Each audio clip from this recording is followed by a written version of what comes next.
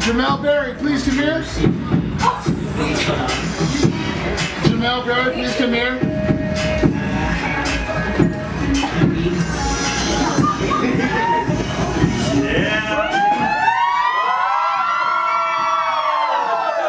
I made a promise you would never see it coming. By your reaction, I believe you were surprised. Will you do me the honor and be my wife? Will you marry me?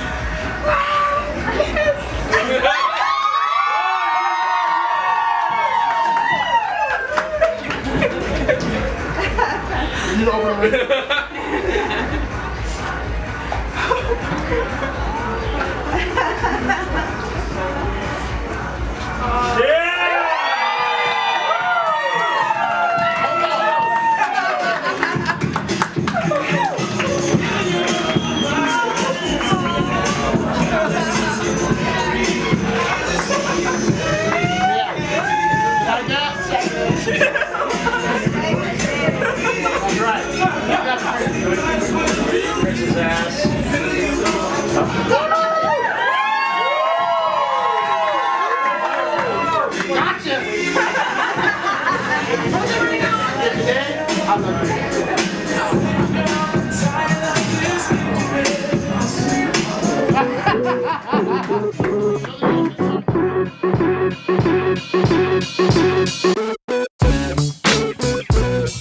Artlist.io.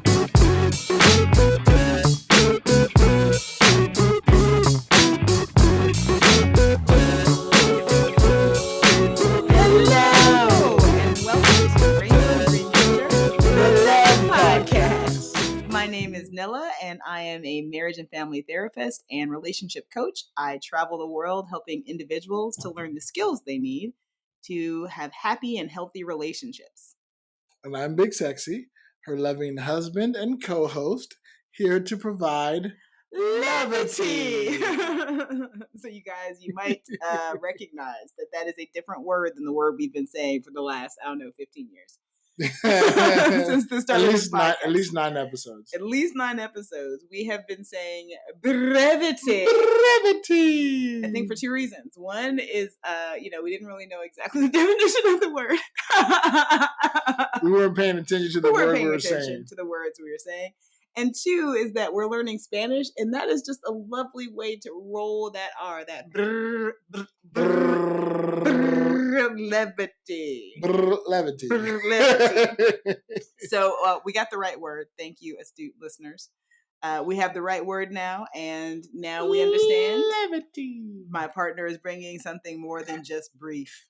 Right, I'm bringing lightheartedness and fun. Lightheartedness and fun. Yes.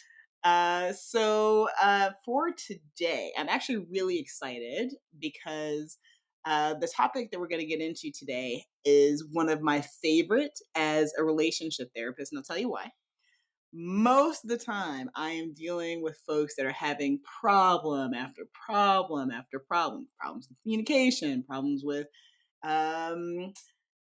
finances or goals or infidelity, or there's just trust. There's just so many different things that folks have problems with. But there is this golden place that I get to sit with people where they are ridiculously happy usually and super hopeful.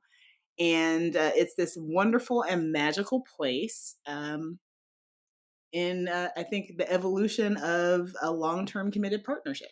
So what are we talking about today? Today, we are talking about engagements. Ooh. So engagements. I love engagements. This is interesting, right? Because I really love our engagement. Yeah. Well, I was going to ask you about that because, I was a participant in our engagement, but I didn't have anything to do with the planning.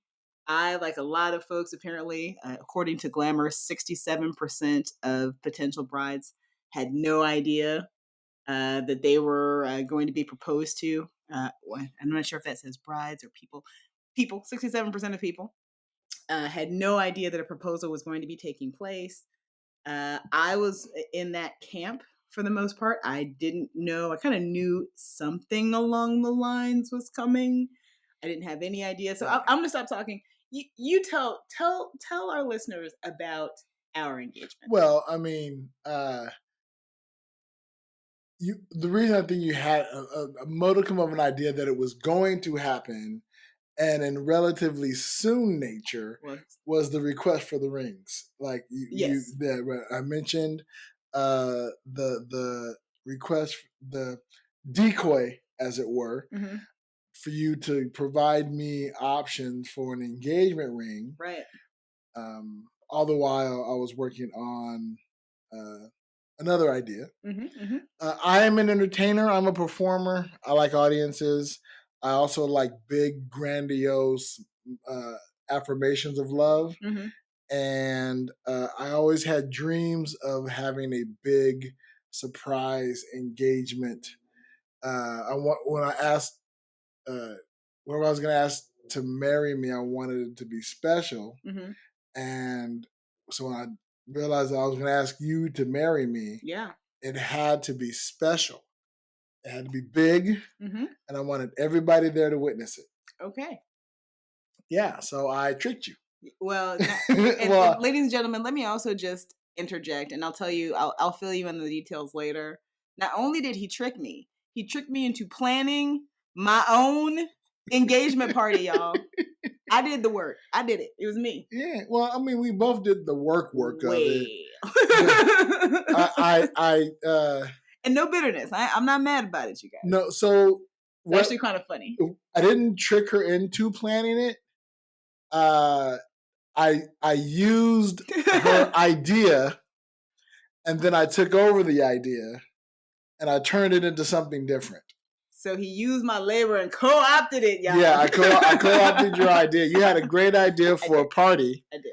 And I said, what make this party even better is if I asked you to marry me at it. Yeah, he didn't tell me that part. Nope. No, I had to keep that part secret because I did make a promise that when I asked you to marry me, you wouldn't see it coming. I remember I said, you will not see it coming.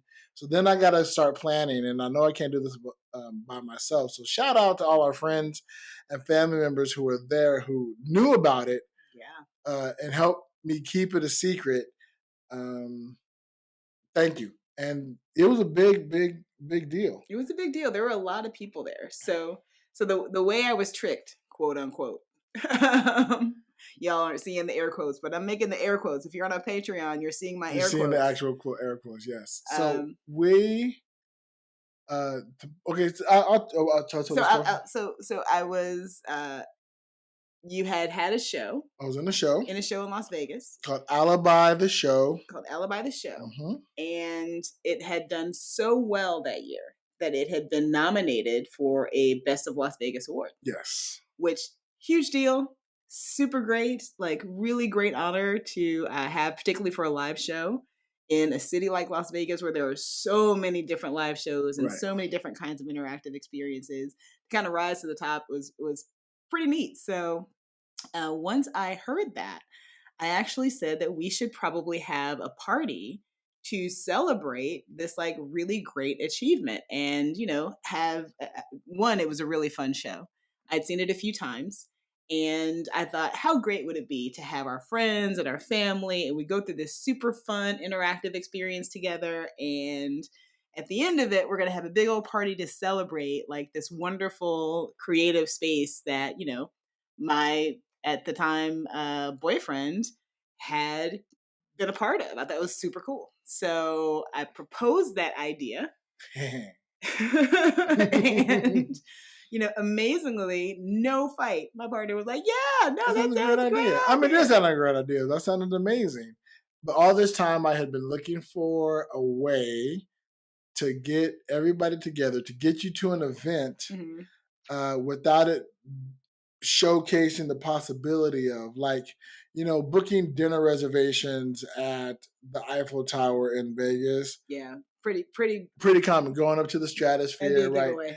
Doing those kind of things was I didn't want to do anything cliche. My first idea was to have us jump off the stratosphere together. Well, not tandemly because you can't do that, but one after the other. So I would go first, and then while she's getting ready to do her jump, I would be downstairs getting everything ready so that when she landed, I would be down there on one knee with the ring in hand. Which would have been wonderful if I had not actually just done that exact same jump, like, I don't know, 2 years beforehand. So I was kind of like, yeah, it'd be fun for you. You go do your thing. I'm good. I've already jumped off the stratosphere. Yeah, and I had already done it once, so I knew that it was okay for me to do because I wasn't terrified of it anymore. Yeah. Right. So she put the kibosh on that idea. Yeah, unfortunately, I just wasn't into it. Yeah. So then while I was thinking of something else, she came up with this idea. So then I went. So then I was like, cool, let's plan it. So Nilla picked out. We planned, sent the invitations out. Yep. You invited folks. I invited everybody, and from all over the country. Told me to invite everybody, so I did. When on my social medias, invited everybody, and then I went, which is why I say we shared the work, because while you did all the planning of the event, I went and spoke to every single invitee individually to tell them why they had to be there and what my plans were. So yeah, it didn't seem unnatural to have friends from California come out, and family members friends. Show up, and come out who lived in the area. Like, everybody come out and have this big super event, because we're used to throwing big parties, right? Like our Christmas parties every year are huge, So it didn't seem awkward or odd to have, like, what are you doing here? Oh, wait, if you're here, that means something extra special is about to happen. Nope. Yeah, so nobody told me anything. So the way the show works is a group of people start at one location, and they get clues going to around downtown Las Vegas to different locations. You get clues from an actor, that actor sends you to another actor, and so on and so forth. And I was one of the final actors in that process. So Nilla started with one group. So we booked out the last two shows because every show ran 45 minutes separated from each other. So one show would start, and then another one would start 45 minutes later. And so we could do up to 6 shows in a day. So Nilla went with the second to last group, met them, got everybody together, started the tour, and then halfway through, cycled back to the beginning to come and finish the whole thing with the last group. So they get through the entire process. The first group shows up. Everybody's looking at me. They're excited. They're expecting, like, what's going on? I said, everybody's just hang out, relax, scatter, because we got to keep, kayfabe is still a thing. And the last group comes through. And the way the last part worked is they're in this small room. And my character's name is Frankie B. Isabel. I'm the second best Elvis impersonator in the world. And I do my performance, I have my show, and then I go out, and the final actor comes in. So on my final out, when I know that I don't have to go back in, I immediately change out of costume, because at this point in time, I'm dressed up in the Elvis costume and police uniform, and I kind of get out of all that and into regular clothes, because I know my soon-to-be wife. I did not want to be proposed to by Elvis, thankfully. Yeah. That's a terrible thing. It's just not my jammy jam. Right, and I realized, and some people thought, are you going to say it? I said, no, I'm not staying in costume. No.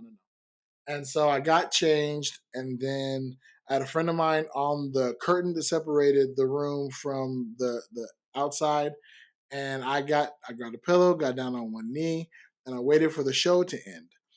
Now, the show normally ends, we have a monitor in the room, and there is a credits roll, and it plays the song Viva Las Vegas. And that's the way the show normally ends. But I worked it out with our producer and director that when the show ended, it instead would play Nilla's song that she wanted to dance down the aisle to, Jagged Edge featuring Run DMC, Let's Get Married. That's right, y'all. That is exactly my wedding march music, just in case you want to know. It's not the greatest song in the world, but it was so much fun. It's a fun song. So. Yeah. So that song starts playing. And then as soon as I hear that song playing, I give it a couple seconds. And then I have my friend open the curtain. And then I call you out to where I'm standing, and she doesn't move, y'all. Well, now here's the thing, guys, is because I'm not expecting this at all. And by the way, I have to correct a figure. It's not 67% of folks that are surprised in their engagement. 37% of folks are surprised by an engagement proposal. So I was in very good company. I was in that, I don't know, 1/3 of folks or so who had no clue whatsoever. And remember, I had seen the show a few times. So I'll be really honest, I wasn't paying that much attention. I knew the show was over. I was actually deeply in conversation with my friend who had joined me. And we were just sitting literally in the back row and just talking. You know how you do when you're in the theater. Right. Right. So we were just deep in conversation. So I only kind of briefly registered that the pictures are different than the last time I was here. Oh, okay. Well, projection changes things all the time. No biggie. And it was all pictures of us. Normally it's pictures of the show. Yeah. But it was all pictures of us. But again, I wasn't paying that much attention, so I just kind of glance up and see like, oh, it's nice. He included me in that picture. Interesting. Went back to my conversation. I noticed the song had changed, but it hadn't occurred to me that there would be any, like, why is the song No changing? connection. Yeah. For me, it was just like, oh, I guess they're just like gonna party us on out of this theater. This awesome. I love this song. Right. So that when I heard my name called, I actually didn't hear it. I was so deep in my conversation that I was just like not even paying any mind, right? So I had to get called twice. I had to get called out twice. I said it twice. And then your friend and then my friend kind of stopped and looked around and apparently saw what I had not yet seen, which is about 60 people standing all in a semicircle with my boyfriend on the ground on one knee. On one knee. And waiting for me to look up. Yep. And so she came out and I looked up. We almost fell. No. You looked up. I looked up. I walked over. You walked over. That's right. I said, I promised you never see it coming. By the look on your face, I could tell that you are surprised. 100%. Will you make me happy? And will you marry me?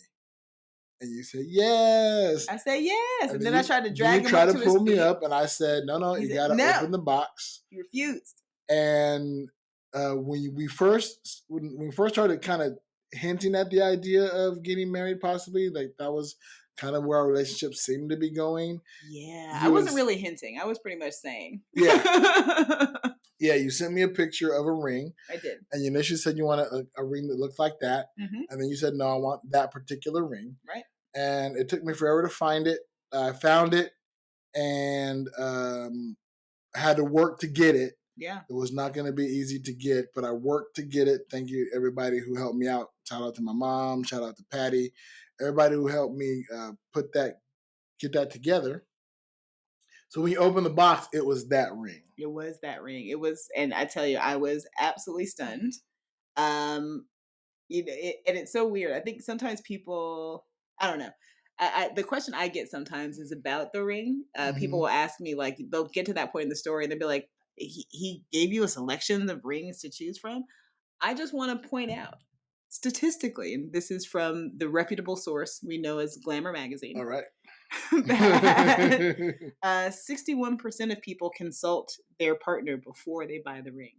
I would hope so. Which I think is super smart. Yeah, that number, in my opinion, that number should be higher. Well, I agree. I think actually, this is my second marriage. So this was actually my second proposal, third proposal, but that's for another day. It's for another day.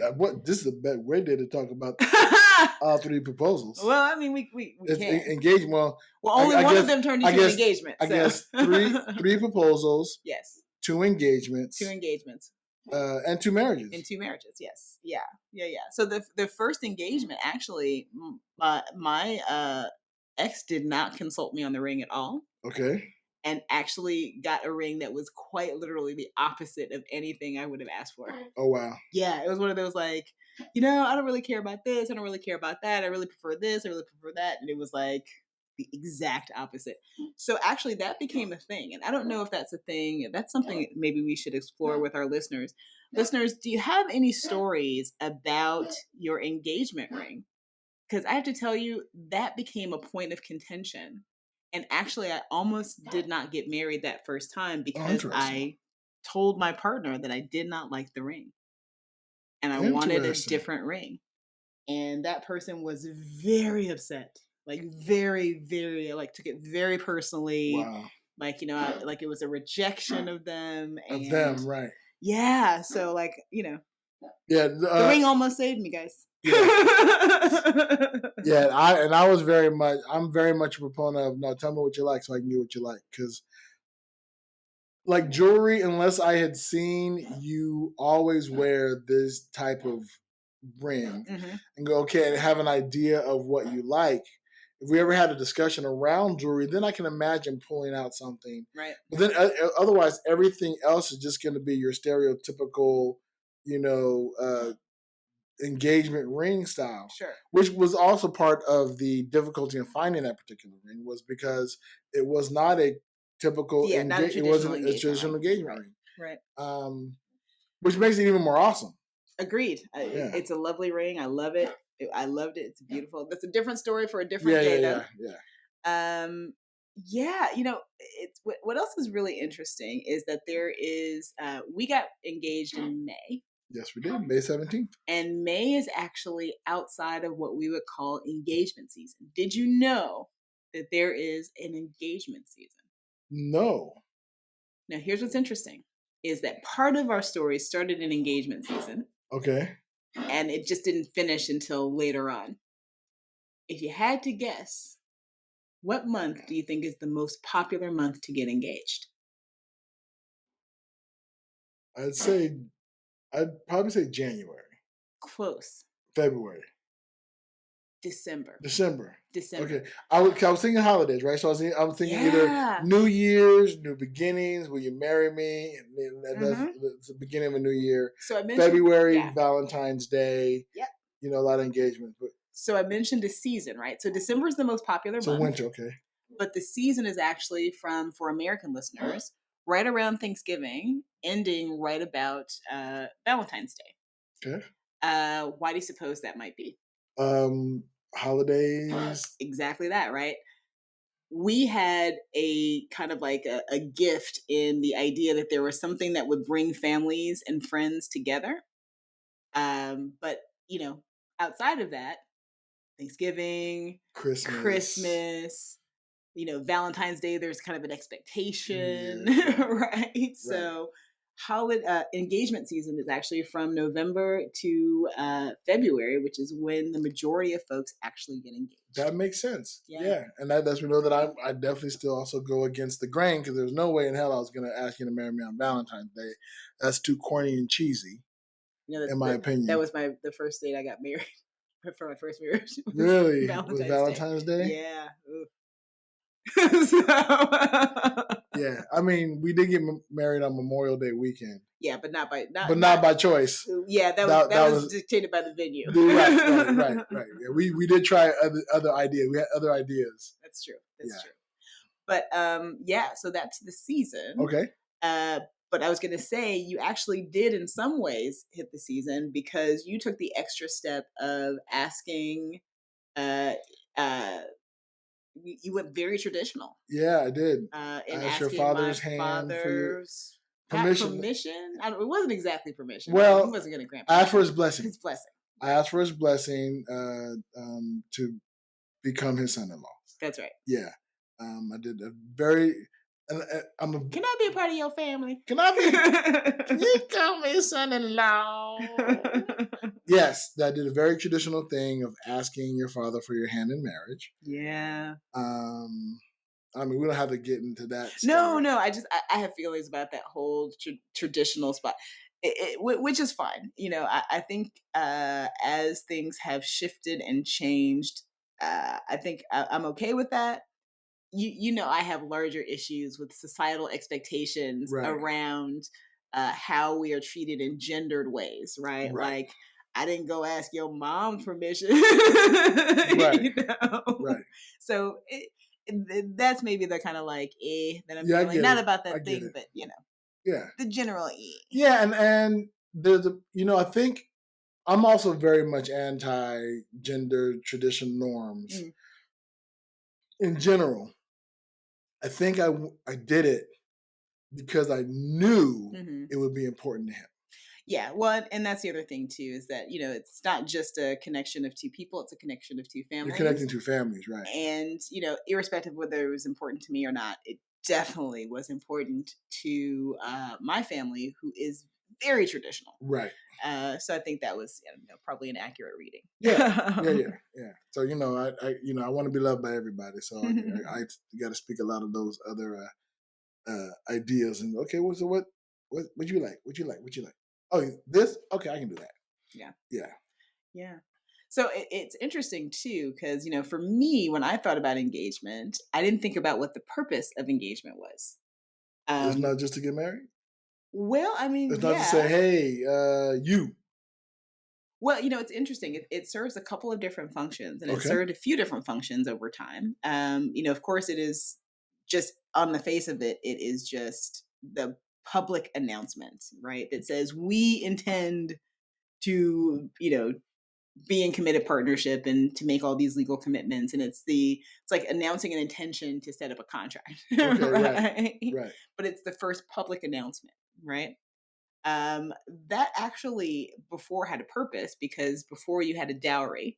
Right. And with the intention to marry came, depending on the time period, either a dowry from the bride or a dowry from the groom, that, the family would need to have time to actually pull together. Okay. Right. So, that would be the purpose. I think now it has shifted to more of like, so that we can plan the wedding, so that we can align in terms of our values and finances. Right. We can start to have kind of more of those in-depth conversations.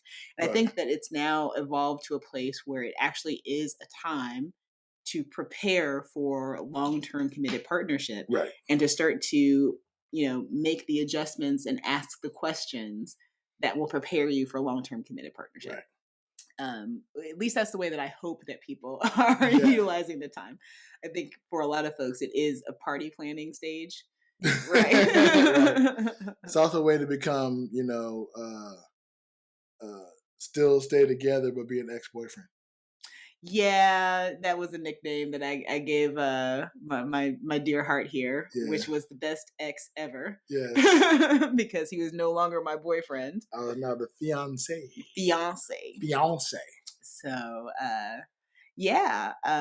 but I think there are some important elements that happen with the engagement that people maybe aren't expecting to have happen, right? The first is that no matter what you think about marriage and long-term partnership, whatever you truly believe about that, that's what comes out in the engagement.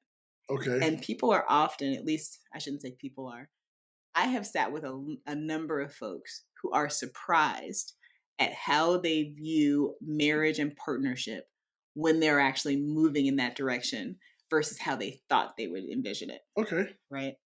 There are a lot of folks who, for example, have this idea that marriage is just a piece of paper.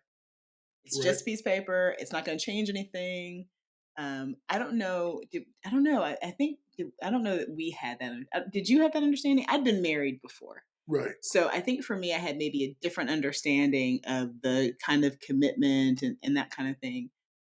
For you, did getting engaged change how you viewed our relationship? In what ways did it change? For me, all it changed was what we called each other. All right. Right. Well, I mean, by this time, we're already living together. That's true. Right. Our finances are already kind of incorporated somewhat, starting to become some overlap in there, right? Mm-hmm. Your comments, stuff like that. I think what it meant for me personally was that this wasn't going to end, mm-hmm. ideally, mm-hmm. right? Is because, when you're boyfriend and girlfriend, there's always that possibility that you could break up. Right. Right. And engagement usually is a little bit more, it puts a little more weight on it. Okay. Right. A little more weight on it. Like the fact like you moving, if Okay. you were going to go to school somewhere, what I have now said is I'm with you. Okay. Right? We're now moving through this world together. Right. Okay. But I've always had that thought around engagement and things like that. Like once you get engaged, what you're saying is, okay, we're engaged now. We'll we'll get stuff together. We'll get the wedding together. We'll figure that out. We'll do all that planning type of stuff. We'll let everybody know. We'll align calendars, as it were. But it is a testament that I am now going to move through this world with you. And I've always had that thought, even prior to doing it. Yeah. Did you experience folks treating you differently as a result of being engaged? And maybe let me add some context to that question. Okay. Right? In my experience, I found that people took the relationship much more seriously. That there was, I can't even describe exactly what the shift was. And listeners, maybe you can describe your experience if you've experienced this as well. But it suddenly seemed like the relationship held more weight societally. Okay. That people treated it as a much more significant and serious relationship. Yes. Yeah, I got a little bit of that. Yeah. Especially from, a lot of that came from my family. Okay. In what way did that shift? Well, I had been the bachelor cousin forever. Right. And a lot of my cousins, eventually told me they didn't think I was ever going to get married, ever find somebody, and they were confused by that. So the fact that there was somebody that had asked to marry me meant, oh, good, finally, yes. Finally, yes. Oh, and if we met somebody and he's going to, solidify that engagement, and it's a woman, I'm sure there are a lot of questions. I'm going to do theater, I'm a nerd and whatever. Like, oh, maybe, in the Black community, being gay was frowned upon. Right, sure. Especially in my, Baptist Black community, whatever. I'm getting sidetracked. There was a lot of that. A lot of happiness. A lot of relief in my mother. Okay. A lot of relief. I'm pretty sure she said a bunch of thank you, Jesus. A lot of, oh, thank God, finally, yes. Oh, I'm so happy, happy, happy. I think my mother was more happy than anybody on that day. Yeah, she's pretty happy on the wedding day. Yeah. We got the pictures to prove it. Yeah, true that. I got the receipts. But like, even I don't know if friends treat me too differently, but there was that added weight now. Like we were really together. Yeah, right. There wasn't this thought that we would separate or, what have you. It was more serious because I had asked you and you said yes. Right. Yeah, I did say yes. Yeah. Say like, oh, I did that, didn't I? That happened. That's the thing that happened. What was I thinking? Yeah. Yeah. So, am I to understand that we have some engagement stories from our listeners? Yeah. Oh, yeah. Absolutely. Let me pull that up. Any other? While I'm pulling this up, any other notes or stats about around engagement that were interesting? Let's see. What are some interesting stats? Let's see. About 2,000 couples every year are engaged at Disney World. Really? Yes. Even though they, I think, have a pretty strict policy about, I'm not sure, I've read this. I know that there is something. There's some policy about public proposals in Disney World. Yeah. Where they really try to discourage it, actually. Right. Even though people do it. So if you, now I know there are tons of folks out there that are, Disney files that are just out in, y'all do your Disney like every year, or you have your season pass. If you know of that restriction, or if there is that restriction, let us know. But apparently 2,000 people flaunt the rules. Right. Right? 4,000 people are like, I don't care what you say, Disney. I don't care what you say. I'm doing it here in the happiest place on earth. I wonder, like, because we have stumbled across engagements. We've stumbled across a bunch of engagements. Here in Spain, actually. Remember Even in Spain. We passed by that restaurant and an engagement was happening. Mm-hmm. A little steakhouse right by where we're standing right now in Belamantana. There was an engagement. Yeah, there was. It's great. Always a happy occasion. We lived in Vegas. Mm-hmm. Yeah, so Vegas. You see that shit all the time. Wedding capital of the world or something. Right? I have another quick engagement story that I want to tell before we get into our listeners' engagement story. Sure. Of two friends of ours. Okay, which friends? Brie and Sam. Oh, that's right. Oh, we were. Yes. That was such a fun engagement. We were integral in their engagement. So that's true. I met Brie and Sam in Alibi, in the show that we mentioned earlier. Mm-hmm. And stayed in touch. We became friends. And they wanted to come out to Vegas and do an engagement shoot. They got an engagement. They want to do this whole big engagement. And so I dressed up as my character in an Elvis costume. This time I stayed in Elvis. And we played tour guide and did all these iconic shots at different locations in Las Vegas and gave them a Vegas engagement portfolio. Yeah, I was the impromptu photographer. Yes, yeah. And so the Welcome to Nevada sign, Welcome to Las Vegas sign. Yeah, we went to the Container Park. Golden Nugget. With the $1 million on display. Right. $2 million on display. Yes, in Harrah's. Mm-hmm. Yeah, so we went all to the different locations, the Binions, the pyramid of money. Right. Pyramid of money. So it was a lot of fun. So much fun. We were a part of their engagement. We were supposed to be a part of their wedding, but due to things like COVID and the fact they live in the UK, we were in Vegas, that wasn't able to happen. So we did send our big heads. Yes. Yeah. And apparently, let's see, here's another stat that might go with that. Let's see, 69% of couples take engagement photos.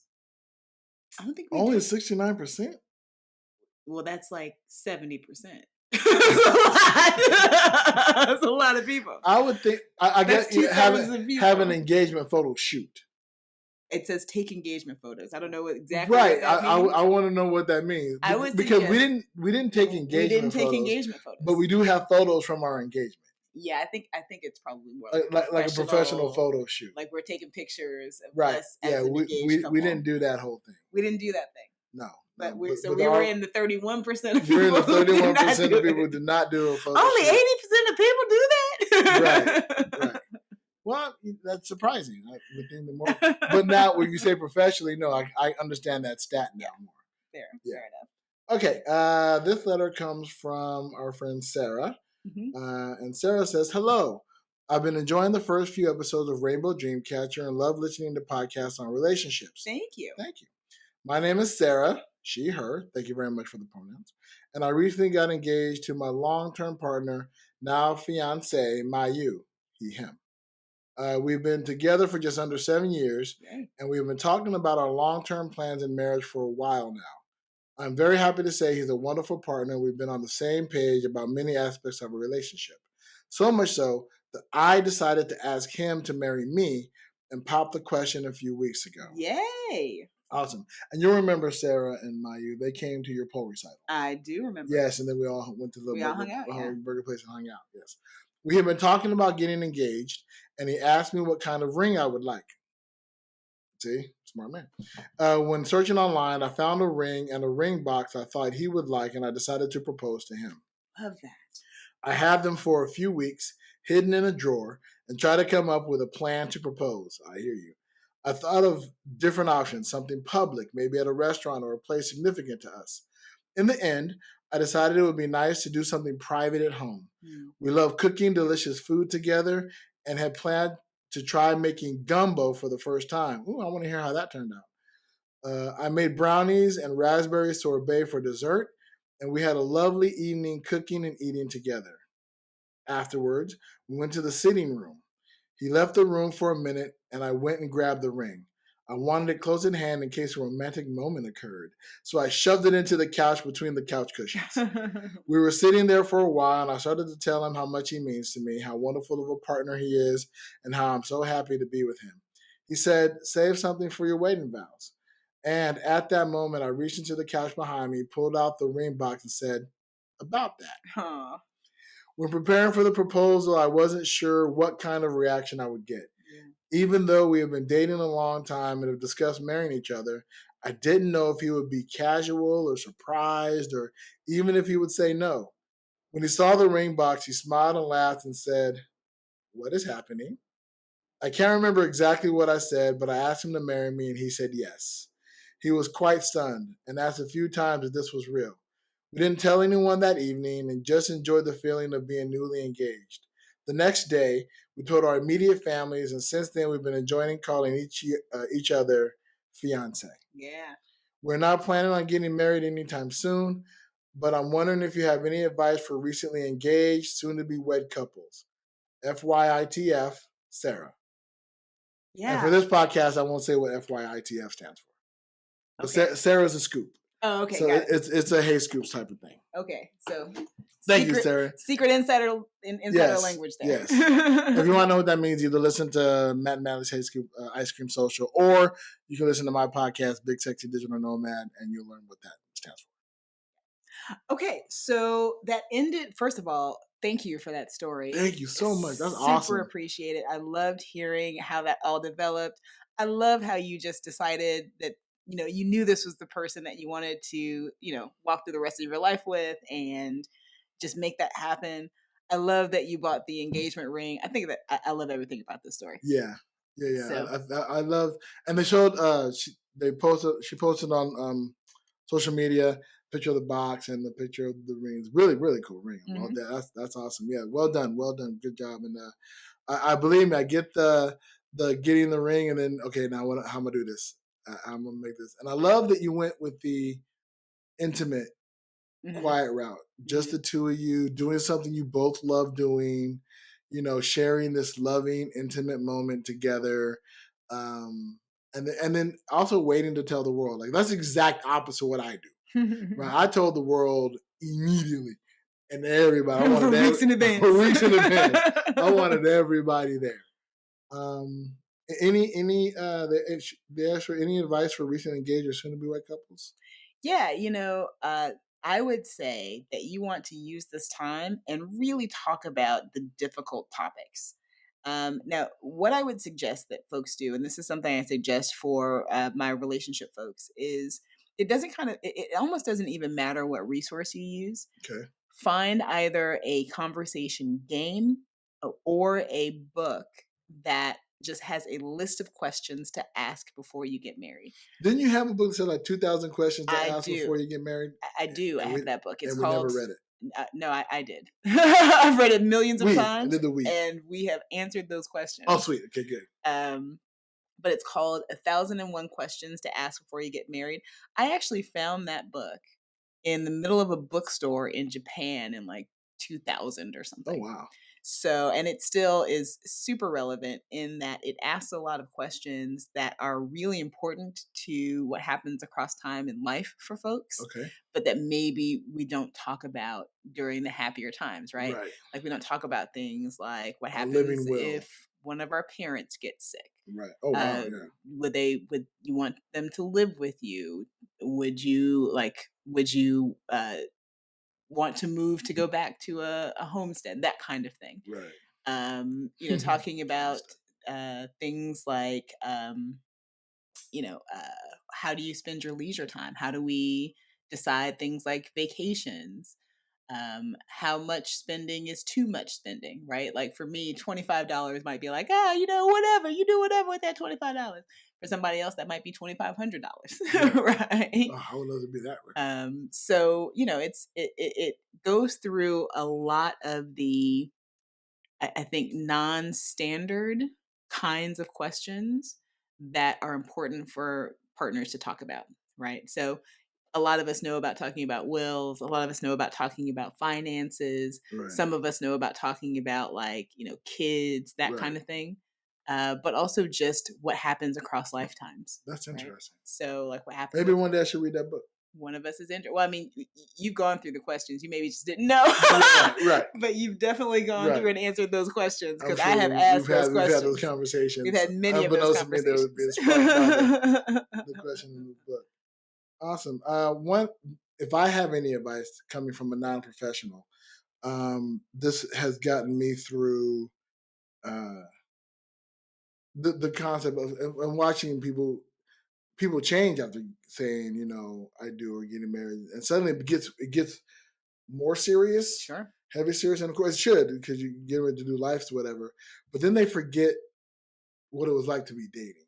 mm-hmm. And I always say, never stop dating. Mm-hmm. Go out on dates, still have fun, still do the hard work, do all that kind of stuff, but don't get bogged down in that information. Mm-hmm. Also, plan the event. If you're gonna have a big wedding, plan that together. At least talk about it together, right? See whose ideas outweigh the other. Well, a lot of that's going to depend on interest. There are some folks who have absolutely no interest whatsoever, and some people who have that might be a problem. That might not be a problem. Interest. Right. But she did ask for couples, not necessarily them, right? But all couples. So, like I said, talk, communicate. Don't look at the engagement as the end game. Oh yeah, no, absolutely, yeah. Right. And in that sense, certainly, couples therapy, couples coaching, it's not always to fix a problem, even though oftentimes, that's the purpose, right? I really enjoy walking through kind of premarital topics that can help folks to have just an easier start. The reality is that relationships are challenging, marriages are challenging, right? Right. So starting off with a good foundation of not just continuing to communicate, but learning how to communicate in more healthy ways. Right. Learning what are the kinds of questions that we need to be asking each other. And also, what are the spaces that are going to be rough parts for us? Because the thing about healthy relationships and unhealthy relationships is that they have problems. All of them, right? All of them have problems. So having problems in a relationship and addressing, working out a process to address problems is really a great, I think, a good foundation. In addition to kind of some of that topic work, right?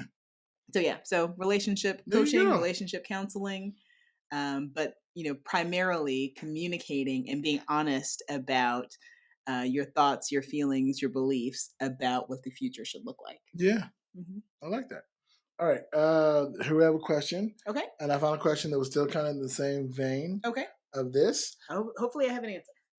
Yeah, right. This comes from our friend Ryan. Okay, who is in France right now, part of Spin Cycle Theater. Shout out to Ryan.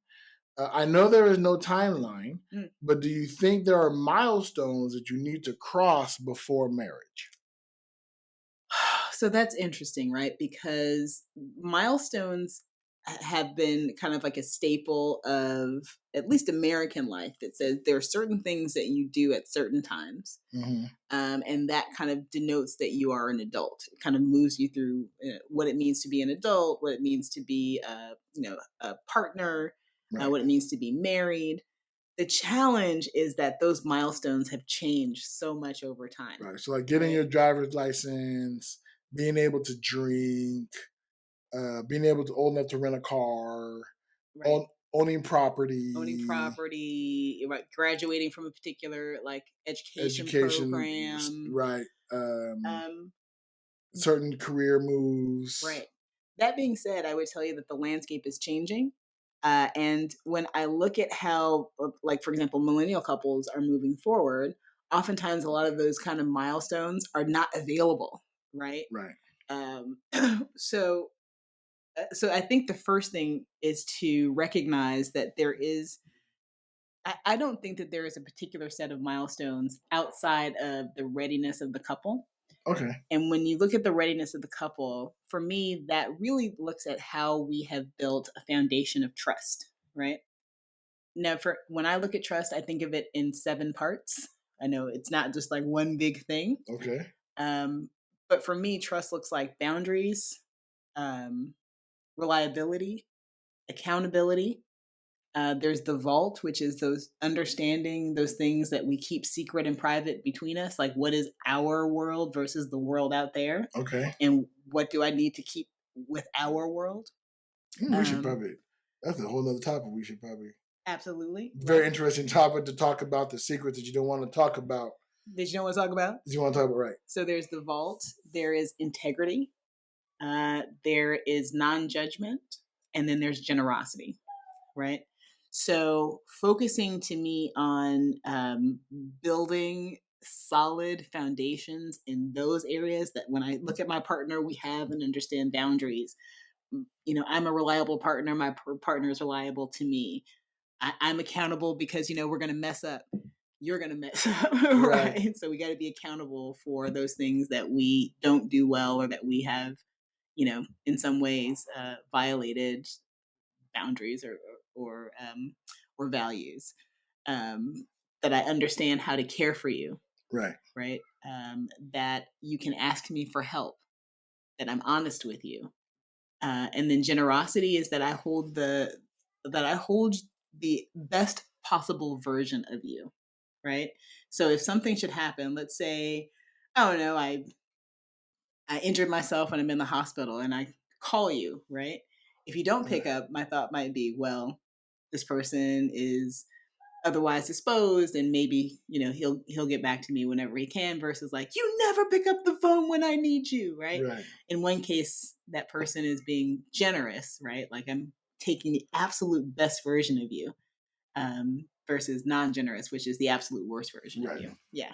So, I mean, in that sense, for me, those would be the milestones that I look for in terms of working with partners and couples. What about like societal milestones, things like living together or having sex first, or I don't hold discussions of kink. I tell you what, again, that gets back to that understanding foundation of trust, right? If we're talking about boundaries don't happen without communication, right? If we're talking about honesty, that doesn't happen without communication. So in terms of society, what I would say is that, one, it depends on the society, right? Like, you know, we're talking primarily about American society, but other societies have all kinds of different measures and different views of marriage, some of which don't even include love and sex, right? And I think also there's such a wide range of partnerships. There's passionate love and companionate love, right? Now, I think what a lot of folks are looking for is a combination of passionate and companionate. But there are, you know, for example, aromantic or asexual folks who really have a strong romantic bond, but are not going to be sexually engaged. And to tell those folks, like, you know, you should probably have sex first. Maybe. That's maybe not necessarily a part of the deal there. So, so in terms of societal milestones, I don't know. I just don't think a lot of them apply anymore. Right? Like the idea that you have to have sex first. Well, I mean, there are a lot of people that have sex first, and that doesn't mean that their relationship is going to last. It just means that they are sexually compatible. That's great. You know what I mean? It's wonderful when that can happen. But also not necessarily required for a successful marriage. Odd as it's kept, right? As quiet as it's kept. You don't necessarily have to have a sex life to have a happy marriage. There are companionate marriages. So a lot of it is down to what you want out of your marital relationship. Why are you getting married? Right. On that note, I kind of want to do a small pivot. What about engagement as a business proposal? I don't even know what that question People means. who need to get married for a green card or married for some kind of like we would fall in that category. Right. Who need to get married. We can't talk about it though. Well, we did and we didn't. Because we had our timetable was for healthcare purposes. And I'll leave it at that. Thank you. But there are people who are getting married who don't plan Well, to again, be in a here's the thing: is that marriage. like I said, the predominant lens that people hold, at least from where I'm sitting, is this idea of Western marriage, Right. which is based on a love relationship. Right. And that is not the case for a lot of the world. Right. Right. There are tons of folks that have arranged marriages, for example, that can Right. be happy and supportive, and actually work. Right. There are marriages of convenience. There's just all kinds of different reasons that people Yeah. get married. It's not just because they have fallen in love, even though that's the lens that we One day tend I would to like take. to explore all those different types Oh of yeah, marriage relationships. that's my jammy jam. I love non-traditional relationships of all types. Maybe we'll do an engagement part 2 because I would love how those type of marriages, if they have an engagement proponent and what that looks like. Yeah. That'd be interesting to explore. Yeah. Well, maybe that's one of those spaces where we'd have a guest that comes from a different kind of partnership. Yeah. Yeah, sounds good. All right, well, listeners, thank you guys very much for sitting with us again. Of course, you can always catch us. We have a YouTube channel. So if you want to listen to this on YouTube, you want to catch some of that, you can go to our YouTube channel, which is Rainbow Dreamcatcher, the Love Podcast. You just search for that. That'll put us up. You can hit us up on Instagram at Rainbow Dreamcatcher, the Love Pod. You can send us in your letters or questions or anything of that nature to rainbowdreamcatchertlp@gmail.com. Yep. And if you've made it this far, go on ahead and hit that like button. Go on ahead and subscribe. We can't tell you how helpful it is to have you just click that little button. It's super helpful for us. So if you could, please take a moment. If you want to comment down below, that also helps us as we are building our community and as we're building our audience. We really love what we are. I think I love the relationship that we have with our community. Yeah. I'm super excited to see it grow. I'm so grateful for the questions and the stories that you all send in. So thanks for sticking with us this far, and please go ahead and hit those buttons and help us out. Yeah, and you heard the wife earlier mention our Patreon, which we are currently building. So stay tuned for that. That's going to come into effect and be published. You can join it for free now if you want to get in on the community aspect of it. Please do. Feel free to do so. Just go to patreon.com/Rainbow Dreamcatcher, the Love Pod. Or you can go to rainbowdreamcatcherthelovepod.com, and that should take you directly to our Patreon page. But guys, thank you again. We appreciate y'all. So wonderful to chat with you today. And as per usual, this has been Rainbow Dreamcatcher, the Love Podcast. Bye-bye. Bye.